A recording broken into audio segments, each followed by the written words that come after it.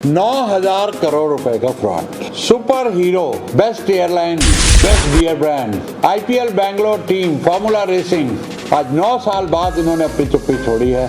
जी हाँ, मैं बात कर रहा हूं विजय मल्ल्या की। अब इसमें क्या सच्चाई है, आज इस पूरे वीडियो में मैं डिकोड करता हूं स्टेप बाय स्टेप। और मैं ये सब इसलिए कर सकता हूं क्योंकि मैं भी सिमिलर सिचुएशन में था। इतना बड़ा नहीं मैच था, लेकिन मैच था, तो मैं समझ सकता हूं इस सिचुएशन में उनसे क्या गलती हुई, क्या सही किया और क्या नहीं करना चाहिए था। लेकिन बात यहां पर खराब हुई कि जब पहली गलती इन्होंने की कि भाई इतना बढ़िया धंधा चल रहा है, ऐसे धंधों को हम बोलते हैं नलके में पैसे आना, कैश काउ बिजनेस इंग्लिश में कहा जाता है, कि कुछ भी ना करे तो इतने पैसे आ रहे थे, इतने पैसे आ रहे थे कि पुष्ट दर पुष्ट खत्म नहीं होता। बहुत अच्छा चल रहा था, जिंदगी भी महाराजाओं वाली, जगह जगह Kingfisher villa, private jets, parties, lavish lifestyle, सब कुछ बढ़िया चल रहा है, आप जिंदगी अच्छी जी रहे हैं। एयरलाइन बिजनेस में भाई क्यों गए? पहली गलती, मैंने रिसर्च करी, तकरीबन आज तक पिछले 100 साल में 600 एयरलाइन बैंकक्रप्ट हो चुकी हैं, 600। तो आप इस धंधे में क्यों गए? अभी पिछले जब से उबर आई है, जहाँ पे सर्ज प्राइसिंग और डिमांड बेस्ड प्राइसिंग आई है, तो हम देख रहे हैं कि कुछ एयरलाइन प्रॉफिटेबल हो गई हैं, क्योंकि ये डिमांड के हिसाब से प्राइस बढ़ाती रहती है। तो अब वो नहीं रह गया कि आपको हमेशा सस्ते में ही बेचना है। तो यहाँ पर भैया पहली गलती है, ये मानते हैं कि मैंने गलती की। दूसरी गलती एयर डेकन क्यों खरीदी भैया? चलो इंटरनेशनल रूट पे जाना था, खरीद ली, तो ब्रांड दूसरा रखते ना। किंगफिशर रेड क्यों रखा? रेड रखा तो वही फैसिलिटी, खाना वाना उस पर क्यों दिया? ये बड़ी मिस्टेक है। आपने अपने ब्रांड को डाइल्यूट कर दिया, प्रीमियम ब्रांड के सामने एक सस्ता ब्रांड रख के, जहां पर सिर्फ 1,000-2,000 रुपये प्राइस का डिफरेंस, लेकिन खाना वहां भी मिल रहा है, जबकि सस्ती एयरलाइन में भाई साहब खाना नहीं मिलता है, हर चीज़ के पैसे देने पड़ते, सीट के पैसे देने पड़ते। यहाँ तक कि जो लो कॉस्ट एयरलाइन होती है वो स्टाफ को मोबाइल भी चार्ज करने नहीं देती हैं वहाँ पर, कि कंपनी का बिजली का बिल खर्चा हो रहा है। यहाँ तक पैसे बचाती हैं, एक पैकेट मूंगफली का नहीं देती। ऐसी बचतें लो कॉस्ट एयरलाइन में होती हैं, जो किंगफिशर रेड में नहीं थी। दूसरी गलती, और 1,000 करोड़ रुपया उस पर चला गया भैया, आपके पास पैसे थे नहीं। तीसरी चीज़, भाई बिजनेसमैन थे, धंधे का उसूल पहला भूल गए। धंधा किया जाता है प्रॉफिट के लिए, धंधा कोई मजाक नहीं है। आपने इसे मजाक समझा, आपने लोन पे लोन पे लोन पे लोन लेके धंधे को घाटे में डाला, और घाटा लगातार हो रहा था, खर्चे ज़्यादा। जबकि एक आम बिजनेसमैन को, छोटे से छोटे व्यापारी को ये समझ होती है कि भैया मेरा खर्चा कितना है, आमदनी कितनी है, उस हिसाब से वो अपने प्रॉफिट को मेंटेन करता है, प्रॉफिट चाहे कम हो या ब्रेक इवन हो। लेकिन घाटे में बिजनेस सिर्फ वो लोग चलाते हैं जिनके पास वीसी का पैसा हो, स्टार्टअप हो।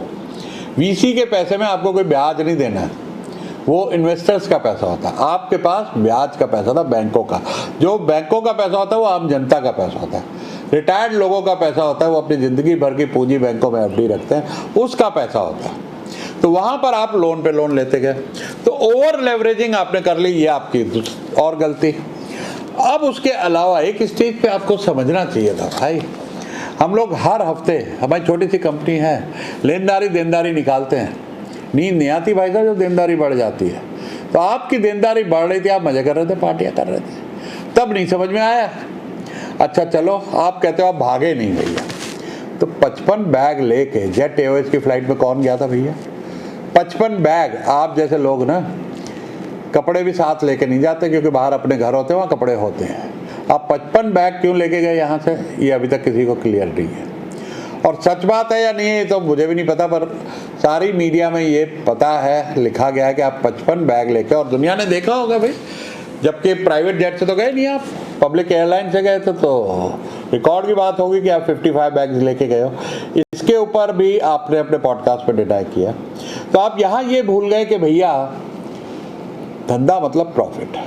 अब सबसे बड़ी गलती आपकी बताता हूँ मल्ल्या साहब, ध्यान से सुनना अगर ये वीडियो देख रहे हो तो। स्टाफ की सैलरी ना देना, आप कहते हो बैंकों ने अलाउ नहीं किया।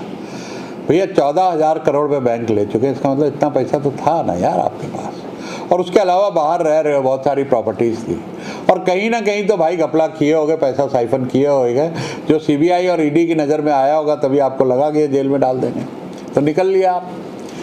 फिर भी अपने पर्सनल दे देते ना स्टाफ को पैसे, यार इतने तो पैसे थे। अब भैया सबसे भयंकर जो गलती, भाई स्टाफ की सैलरी क्यों नहीं दिए? 60वां बर्थडे मना रहे थे, 60th बर्थडे, लंबी चौड़ी पार्टी चल रही है और कह रहे हो बैंक को नहीं पैसा देने दिया। पर्सनल पैसे तो थे, पर्सनल से दे देते ना तनख्वाह, हमने भी दी थी यार।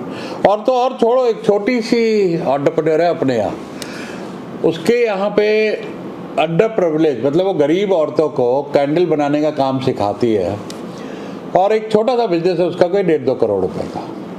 कोविड के टाइम में काम बंद था, उसने अपनी ज्वेलरी बेच के स्टाफ को सैलरी दी। तो भाई तुम तो आज अपॉलॉजी कर रहे हो और तनख्वाहें दी नहीं, तो ये भैया सबसे बड़ी गलती। और फाइनली तजुर्बे के बाद बता दो, जब ये सब घपला हो रहा था ना, ईगो बहुत रही होगी कि मैं कुछ गलत नहीं कर सकता। और ऐसा होता है जब आप इतने ऊंचे उड़ रहे होते हो तो तब आपको ये लगता है मैं कुछ गलत कर नहीं सकता। मेरे साथ भी हुआ था, एक घमंड आ जाता है, वो घमंड आपके अंदर भी था कि आप कुछ गलत कर नहीं सकते हो। और वहाँ पर आप जब फंस रहे थे ना, तो आपके पास रसूख था, आपके पास जान पहचान थी, उठना बैठना था सरकार में, बैंकों से आप बड़े आराम से सेटल कर सकते थे। आपके हिसाब से वो 6,000 करोड़ था ना, 3,000 करोड़ में भी आप सेटल कर लेते। आज हमारे देश में लाखों करोड़ों का एनपीए है, लाखों करोड़ों का। सब जेल नहीं जाते लोग, बहुत से लोग सेटल कर लेते, बहुत कुछ हो जाता है। आप भी बहुत कुछ कर सकते थे, लेकिन बात जब वहाँ तक पहुँच गई, मीडिया में उछल गई, स्टाफ को सैलरी दी, पार्टियाँ, तो ऐसे टाइम में तो भाई अपना साया भी साथ छोड़ देता है। आपका साथ तो सिर्फ मंत्रियों ने, दोस्तों ने और एमपी ने छोड़ा। तो ये कुछ गलतियां कर गए भाई, जिसका खामियाना आपको भुगतना पड़ रहा है और पड़ेगा। शायद ज़िंदगी ने आपको ये लेसन दिया हो कि अब इसके बाद जो भी करो सोच समझ के करना, प्रॉफिटेबल बिजनेस करना, हम्बल रहना, घमंड मत करना पैसे का भैया, और साथ में कायदे कानून का पालन करना, क्योंकि कुछ तो हुआ होगा जिसकी वजह से ईडी और सीबीआई पीछे पड़ी। उसके जिसके साथ सरकार थी उसके पीछे तो कभी सीबीआई और ईडी नहीं पड़ती थी। तो कहाँ क्या क्या हुआ, ये जब समय आएगा बातें खोलेंगी। लेकिन ये बात भी ठीक है कि पैसा तो रिकवर हो चुका है बैंकों का, तो मामला अगर ठीक ठाक हो जाए तो हम भी आपके लिए दुआएं करेंगे कि आप भी एंटरप्रेन्योर हो, बिजनेसमैन हो। तो जब ठीक ठाक हो जाए, पैसा बैंकों का चुक गया, चलो भाई बात आई गई, फेयर ट्रायल आपका हो जाए, कोई गलती मिलेगी तो ठीक है, नहीं मिलेगी तो आपको बाइज्जत बरी किया जाए।